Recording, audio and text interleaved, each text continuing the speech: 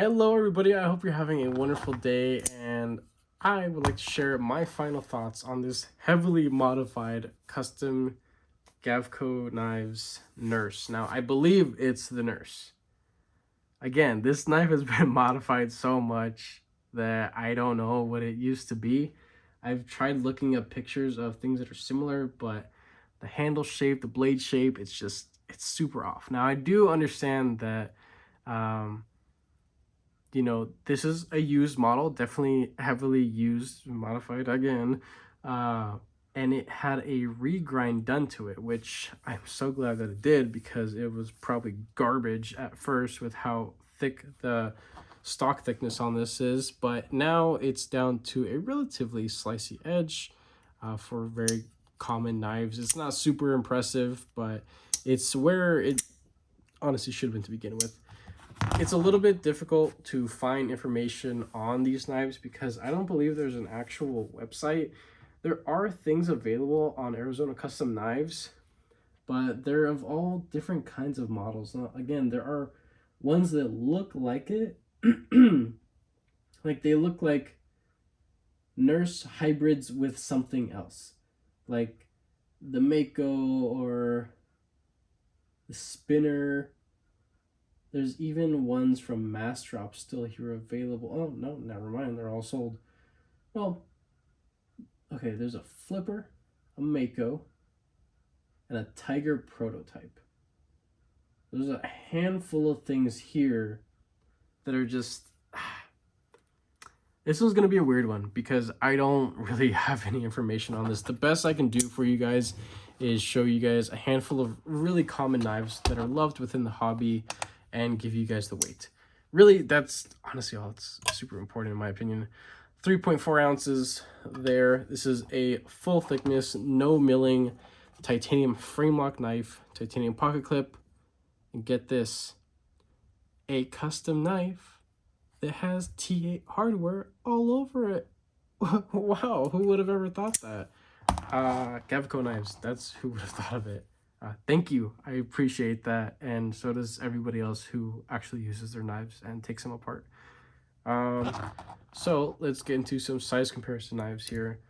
Start off with the Demco 80-20.5. Definitely about the same length there. Cutting edge is going to be a little bit different.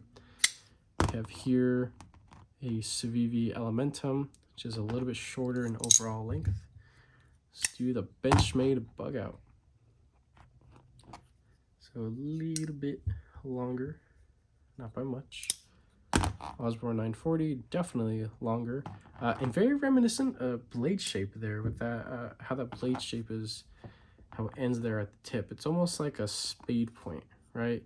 So Osborne 940, definitive spade point, and taking a look at that, it almost just looks like a chunky spade point, and it's awesome. Like I love how low that tip is. I have taken this to work a handful of times, and it's performed beautifully. This thing has been just freaking sick. Here is my Spyderco PM2. Absolutely dwarfs this thing, and something a little bit more comparable in overall dimensions is going to be my Native 5. I think that is plenty for size comparison knives. Definitely that Native 5 is what it definitely what it resembles the most, and I guess overall length, cutting edge, and handle length, things like that. So let's take a closer look at this guy. This again has been reground. Look at that stock thickness. Let me just, what knife has a thick stock? Okay, so here's my Demco. Are you kidding me? Like, what the hell? You're just grinding down pry bars and throwing them into a frame lock. That's cool. I don't know how this thing cut when it was unmodified, but it probably moved through thicker material like absolute garbage. Now, thick knives can still cut. Yes, they can. But at a certain point, there are certain materials going through them that you definitely feel it, and you have to put a lot of pressure. And that's where having a wonderful contoured and just hand-hugging design comes into play. And that is one thing that I definitely do appreciate. When I first got this thing, unboxed it, I was just like, wow, this thing's freaking sick. And when I put a good squeeze on it, I was just absolutely blown away. This looks weird. It looks freaking weird, right? But I wear large to extra large size gloves, but I have slimmer fingers. So at least for me, this thing sits in all the right spots for me. Look, just like that. See if I fold my fingers, finger up here. Of course, you got to use that forward finger choil. And the way that the spine is textured like that, that is that is beautiful. I love this. This is just really premium. I definitely do enjoy that. But just how this thing feels in hand, it's good. And to me, this is really good. This is super comfortable. Having this now, I do definitely want to check out that production knife collaboration with We Knives, the hyphen. Not to be confused with the kite fin, a in-house design. But that hyphen is supposed to be definitely on the smaller side, and the dimensions look maybe a hair shorter than this, so I think I can do that because this thing is pretty darn nice. The action, it's awesome. Just be a little careful because this is an a exposed frame lock, and there is no lock bar, I guess, stabilizer. There's nothing there keeping you from hyperextending that and creating some disgusting lock rock, which I did by accident. I took this to work on like the first day, and I busted it out to cut some box really quick, and I just like freaking just gave it a little bit too much with my thumb there. And the next time I whipped it out to use it, I heard this really weird ting that didn't sound right. And it's because I created lock rock, and it was horrible.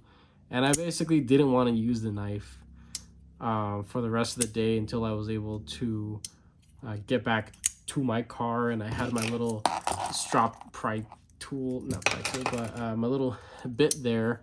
Again, thank you so much for this being a T8. It was so easy to do that. All I had to do, just strip it down on my car, set the parts, whatever, my cup holder, flexed over the bar, put it back together, good as new. For the first like 2-3 flicks, I had a little bit of stick, but after that, golden, freaking sweet. And just hear that lockup. It's solid. It really is. Side to side, absolutely nothing. Up and down, nothing. Until you give it a little too much when disengaging, and then you have problems. So there's that. That's a little downside, is that with how the relief cut here is shaped, it just looks kind of weird. It's very thin there.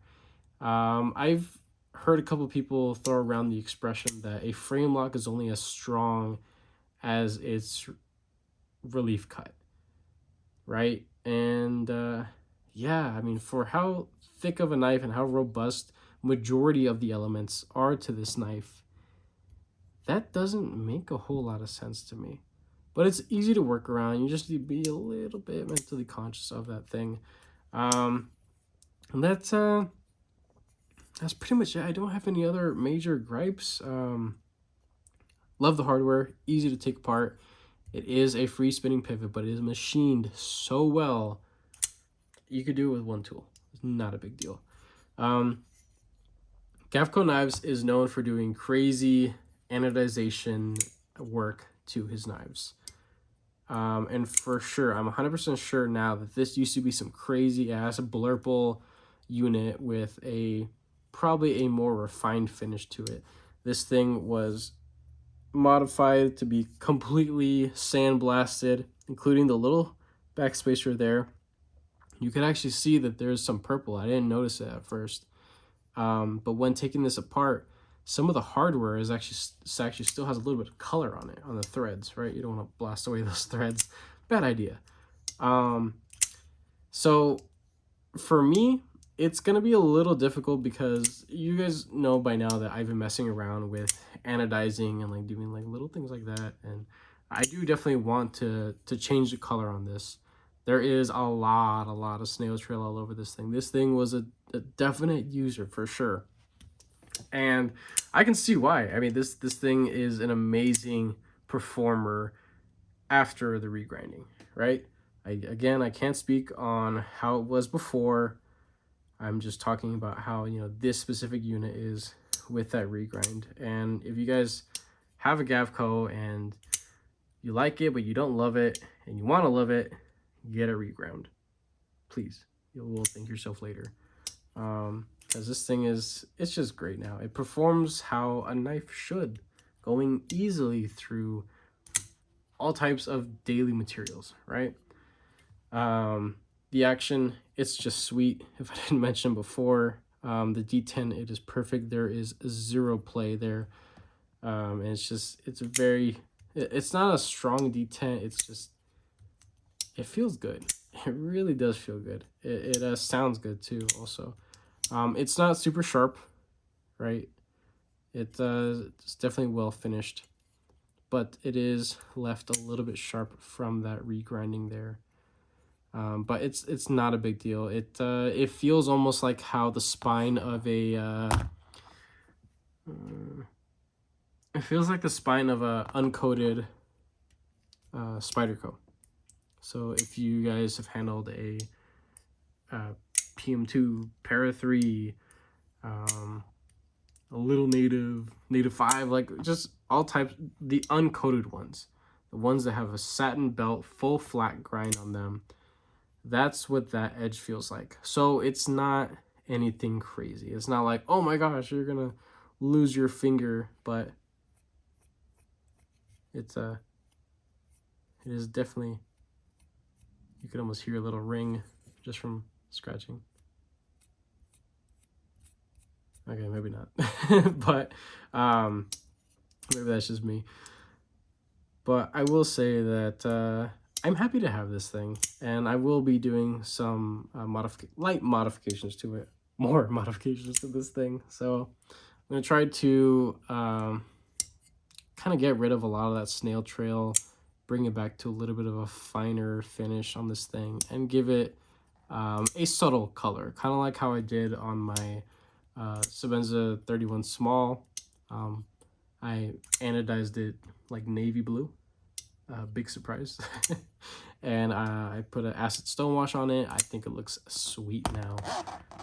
So I'm probably gonna do something very similar to this because it has nice other titanium qualities to it, like the little backspacer there, the clip, and the pivot screw. I'm probably gonna do that with a complementary color. And yeah, that's really all I have to share with you guys. I wish that I was able to provide more, but I can't find much more information on it. I do definitely want to check out a brand new custom, something that's of a more reasonable price. A lot of his stuff, and I follow him on Instagram. A lot of the stuff that he makes, it's like he makes one knife a day or so, or every other day, and every time he posts, it's sold. And he just does incredible work, just beautiful knives. And with how weird and wacky, and this doesn't look like it'd be ergonomic, but it is to me. It does feel, you know, skinny in hand, like long and skinny, but because it is so heavily like contoured in the way that everything's shaped and just well rounded off, it feels good in hand. And I love using this thing, honestly, I do.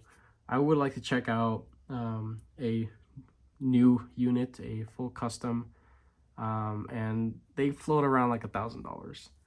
So it most definitely won't be anytime soon.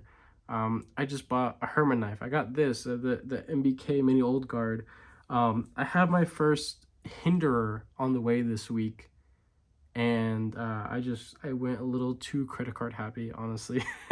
But I am taking out like 10 knives out of my collection to help out with that. So yeah, eventually in the future, I do want to check out a full custom. Well, this is a full custom, but a unmodified, a brand new one, so I can give, you know, a better opinion on this thing. But as this thing sits, as this unit sits, it is pretty darn sweet, and I believe I got a good deal on it. There's still a whole lot of knife left to this, and for what I paid for, the sting doesn't exist anymore. I'm very happy with my purchase. So if you were the individual that sold this to me along with the MBK Sea Otter, if I said Old Guard earlier, I'm sorry, it was the Sea Otter. Thank you. These things are pretty awesome. I understand that they were definite users, but because of you, an individual like me can experience something like this and just get to the next level. And this was pretty darn cool. So if you guys like this video, go ahead and leave a like. If you guys enjoy this type of content, go ahead and consider subscribing and turning on your notification bell so you're notified of new videos coming up of my content that's always kind of all over the place. With that being said, I hope you have a wonderful rest of your day.